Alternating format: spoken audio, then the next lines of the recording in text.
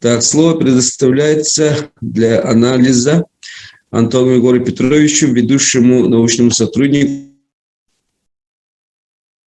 исследований и проблем малочисленных народов Севера, Сибирское отделение Российской академии наук, кандидату исторических наук, доцент.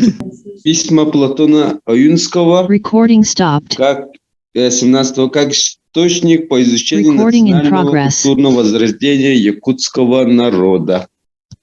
Спасибо. Так, в первой четверти XIX века выдающийся немецкий философ Георг Вильгельм Фридрих Гегель провозгласил государство высшей формы человеческого духа и причислил народы, создавшие его, в разряд исторических. Историю, указывал он, может быть речь только о народах, которые образуют государство. С тех пор одной из важнейших черт новой модели национальной истории стала актуализация своей национальной истории. Сегодня на передний план выходят исследования региональной идентичности и региональной национальной культуры, в которых региональная национальная идентичность, как и любая другая коллективная идентичность, понимается не как данность, а прежде всего как результат активности элит. В истории якутской нации немного биографий, столь неразрывно связанных с исторической судьбой родного народа в эпохе революционных и постреволюционных трансформаций, как жизненный путь Платона Алексеевича Аюнского, одного из отцов-основателей национальной государственности Якутии в форме автономной республики, поэта, писателя, ученого-филолога и знатока якутского фольклора Аланхо. Начало XX века стало временем исторического выбора, разворота новых политических сил и время борьбы идей, когда активно происходило движение народов и личностей к свободе и равноправию. Молодой Платон Слепцов и его поколение по образу жизни, социальному положению и устремлениям вписывались в это движение, поскольку с ранних лет критически воспринимали существующую социальную несправедливость. Не могли согласиться с нищетой и бесправием большинства улусных якутов. Активное общение с представителями политической ссылки на рождающейся якутской интеллигенции, литературные занятия подготовили почву для идейно-политического выбора и мировоззренческой их ориентации. Платон Слепцов и его единомышленники искренне приветствовали февральскую революцию 17 года, значение которой он видел свержение монархии, вырождение обновленной России, устранение несправедливости и проклятий. Его первой мечтой была обновленная Якутия, во имя реализации которой он со своими друзьями лихорадочно работал в дни революции. Одной из ярких страниц такой работы стала организация и проведение в 1917 году первого областного съезда якутов и русских крестьян, на котором впервые в истории Якутии было положено начало демократическим и социальным преобразованиям. Съезд выявил новых лидеров национально-культурного движения. Это Максима Амосова, Платона Слепцова, первых социалистов из якутской массы. В апреле 1917 года Платон Слепцов стал заместителем председателя Совета рабочих депутатов, объединенного позже с Советом солдатских депутатов. В августе 1917 года он окончил Якутскую учительскую семинарию и поступил без сдачи экзаменов. В тот год было сделано такое вот исключение на историко-филологический факультет Томского учительского института. Томский учительский институт был открыт в 1902 году и подтвердил почетное звание Томска сибирских Афин и являлся гордостью Томского учебного округа. К лету 1905 года по проекту известного всей Сибири архитектора Гута было возведено красивое здание в стиле модерн, которое обошлось казне почти в 240 тысяч рублей. Земельный участок площадью 3600 квадратных саженей был передан институту в дар томскими властями. Коллективу института удалось создать в стенах учебного заведения дух знаний, творчества, педагогической корпоративности. Известный сказочник Волков, выпускник института 1910 года, писал, что Томский учительский институт был настоящим оазисом на фоне общего педантизма и сухости, преобладавших в ту пору в учебных заведениях. В разные годы в институте преподавали профессор Томского университета, а впоследствии его ректор, министр правительства Колчака Сапожников, всемирно известный философ и педагог Гессен и многие другие.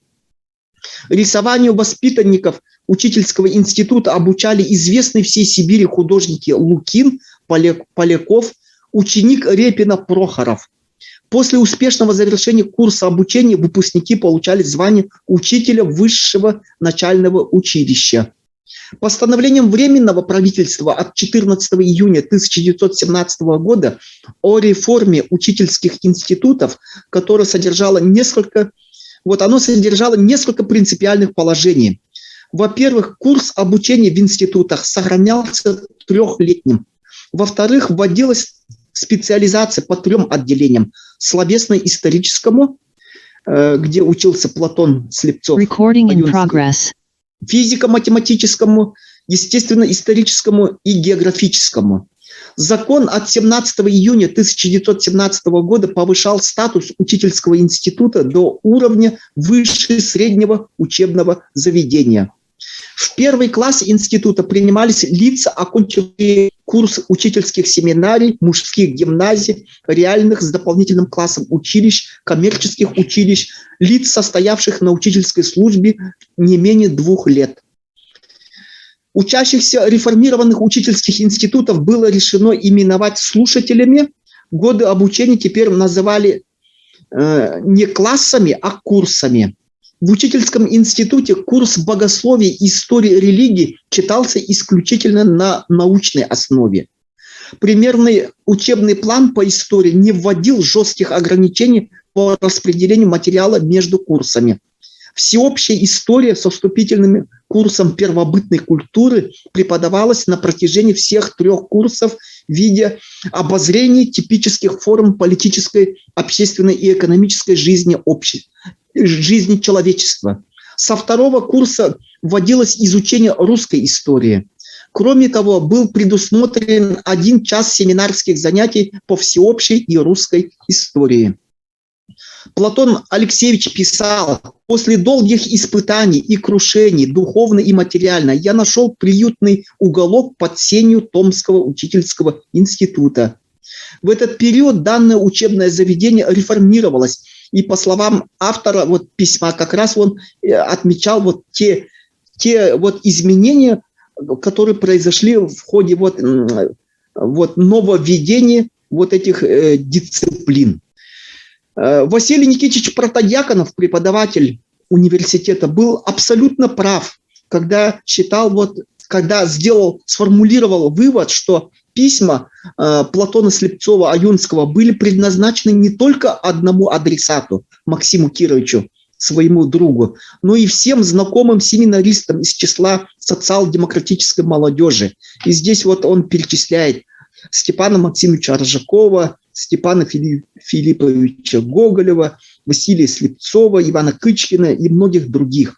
Это его желание выражалось стремлением не потерять живой интеллектуальной связи с своими ровесниками и желание пробудить среди них интерес к вопросам сибирского областничества.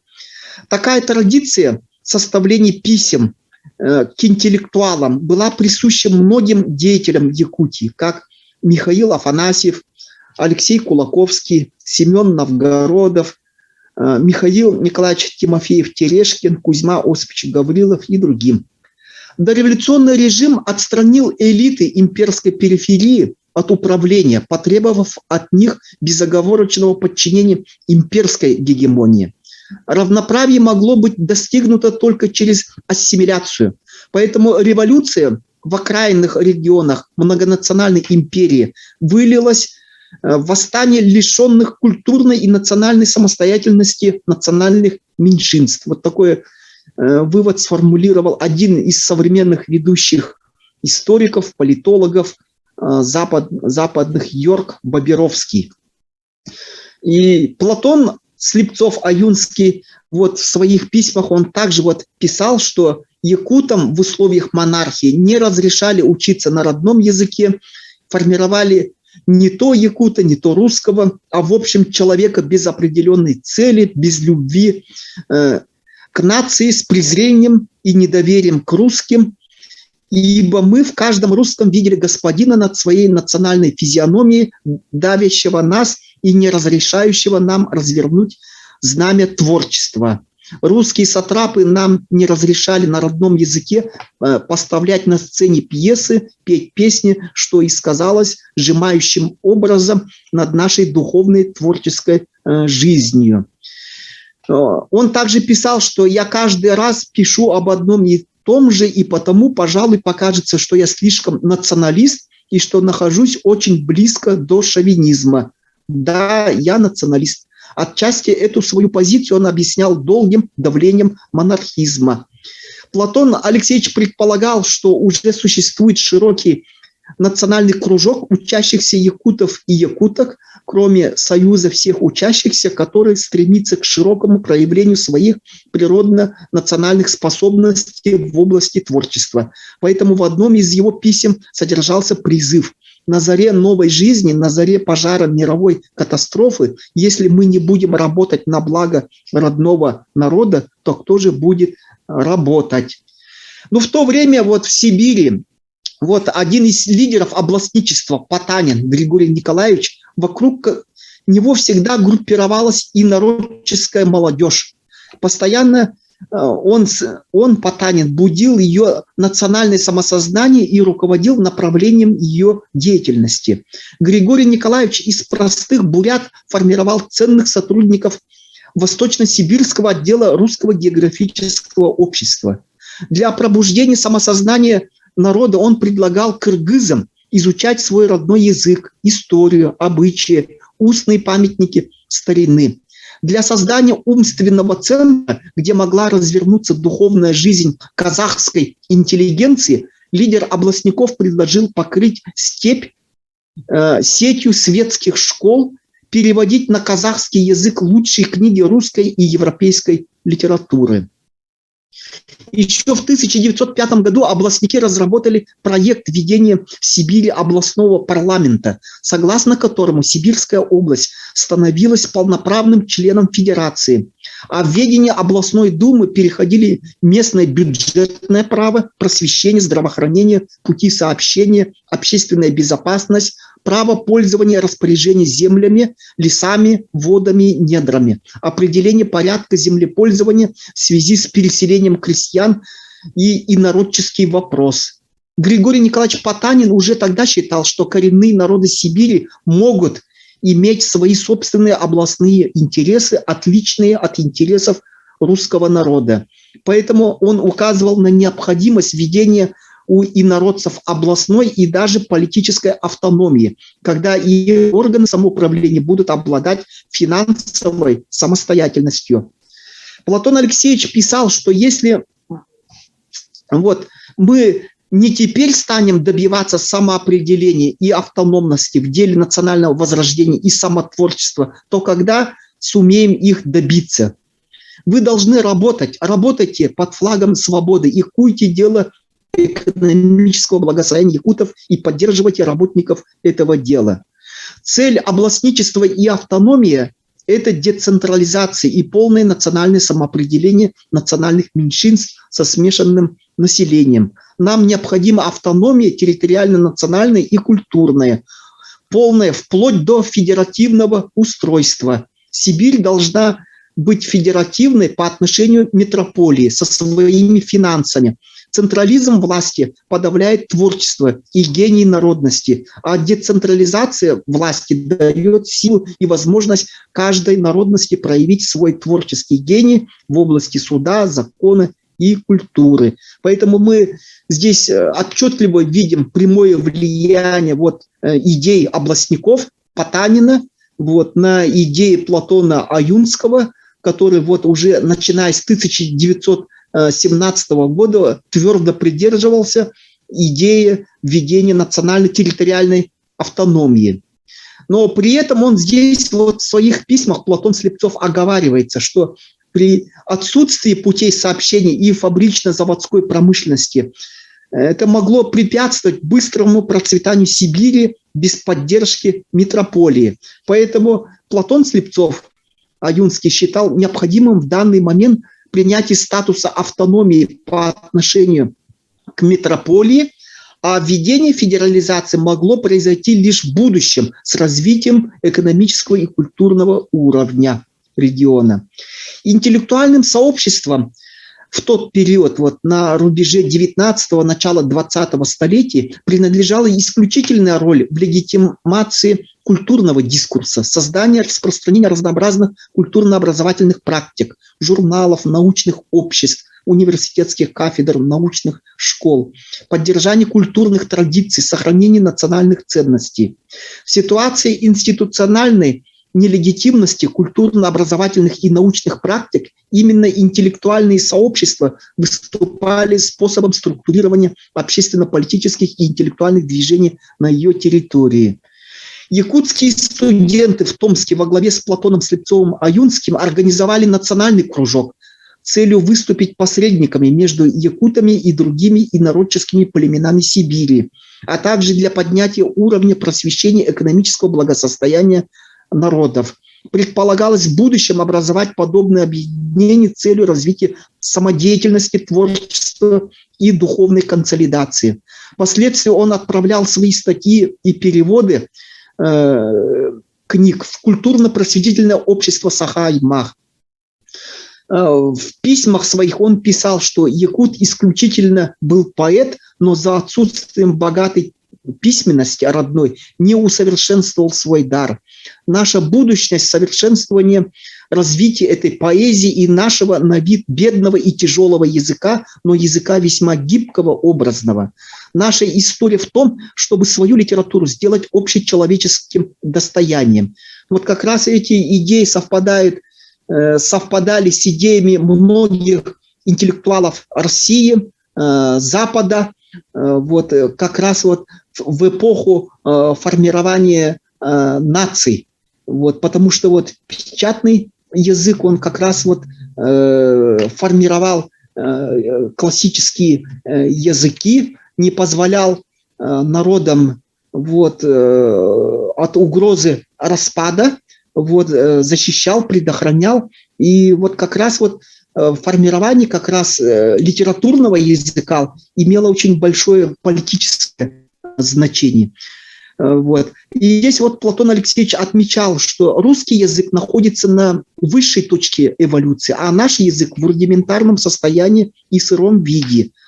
Наш героический эпос по художественности и изобразительности, по дикой безумности, отважности далеко выше стоит, чем богатырский эпос русской литературы. То есть он здесь сравнивает русский эпос и якутский. Будьте вы на минуту чистосердечно внимательными, возьмите Илью Муромца, Святогора и параллельно наших героев, богатырей Нургун-Батур и других, то вы к своему изумлению найдете несравненно великую красоту и силу нашей поэзии и нашего на вид бедного языка. Или еще лучше, 1 и 2 вечера уделите слушанию хорошего сказочника, то вы увидите и услышите живой и кристальный поток гибкой родной поэзии. Итак, дорогие товарищи, на чистых лучах и хрусталевидных пенистых волнах великой свободы выкуем прелесть своего языка и своей литературы, выкуем национальную гордость за родное духовное богатство и заложим фундамент национального самоопределения. Ну, здесь вот эти восторженные слова молодого тогда революционера, мыслителя Платона Слепцова-Аюнского можно также вот объяснить вот влиянием вот словаря якутского языка польского ссыльного Эдуарда Карловича Пекарского. Да, якутский язык, вот пишет Аюнский, в своем первообразовании несравненно богаче, гибче и эластичнее всех европейских языков. В нем падежей 10 времен 5, наклонений видов гораздо больше, чем в европейских языках. Вот, поэтому он очень высоко ценил, ставил, и в дальнейшем он как раз писал кандидатскую диссертацию вот, по якутскому языку. Вот. И следующие вот идеи, да, крупным, вот если мазками вот идти, анализировать вот в этих опубликованных Василием Никитичем письмах, это является вот вопрос о религии. Здесь Платон Алексеевич писал, что якут глубоко религиозен, но под влиянием атеистической культуры и русского народа, у которого священнодействие и танцы стоят на равном почете, молитва и богохульство являются спутниками земной жизни. Вакханалии и религии, которых наизнанку царят в семейном очаге и в общественных местах в виде тайной и явной проституции, просвещающийся якут не пристал ни к белой, ни к черной, то есть полный безбожник, но в сердце хранящий свой своеобразный идеал Бога. То есть здесь вот Платон Алексеевич очень высоко вот. И у нас вот в историографии существует стереотип, что вот Платон Айонский был ярым борцом там против религии, против шаманизма. Ну, действительно, он был автором вот постановления о борьбе с шаманизмом. Ну вот если его труды посмотреть, вот в частности, мной был опубликован давно вот его труд о религии якутов. Вот. Всем желающим я могу вам отправить PDF, если кто не знаком. Этот труд вот я опубликовал в журнале «Якутский архив» очень давно, в 2003 году еще. Вот. И там очень он подробно, я не буду его пересказывать, это большой его труд. Вот. Он там очень подробно вот анализирует древнюю якутскую религию. Вот. Также вот и культурно-просветительное общество Сахаумук на своих заседаниях вот, не только не боролись вот с проявлением шаманизма, они изучали в этнографическом плане, заключали договора. Вот, например, пригласили известного шамана из Батурусского улуса, вот, Протасова, вот, чтобы он камлал в клубе Сахаумук. И вот этому вопросу они уделяли чрезвычайно важное вот, значение. Ну и завершая свое сообщение, я хочу отметить, что в целом вот Василий Никитич Протодьяконов, преподаватель университета, сделал великое дело, то, что он опубликовал вот эти письма, выявленные в Национальном архиве нашей республики. Вот я поддерживаю мнение Егора Спиридоновича о том, что вот эта книга давно стала библиографической редкостью. Ее надо, конечно же, переиздать. Но переиздать уже, конечно, в соответствии с правилами публикации архивных документов. Вот, потому что эта книга издана на таком пиратском уровне, скажем так, да, ну, в виде фотографий. Вот. А здесь вот я считаю, что должен подключиться Национальный архив. Вот как раз вот Наталья Степанова, замдиректор, сегодня присутствует с тем, чтобы вот публикация вот этих писем произошла вот с археографической обработкой исторических документов, чтобы там были и научные комментарии и так далее. То есть вот здесь вот имеется перспектива. И вот эти идеи, вот великие идеи, вот, о которых и Олег Гаврилович Сидоров вот сегодня тоже очень интересно осветил, вот они имеют очень большое значение и в дальнейшем изучении вот, интеллектуального наследия Платона Алексеевича Слепцова-Аюнского. Благодарю за внимание.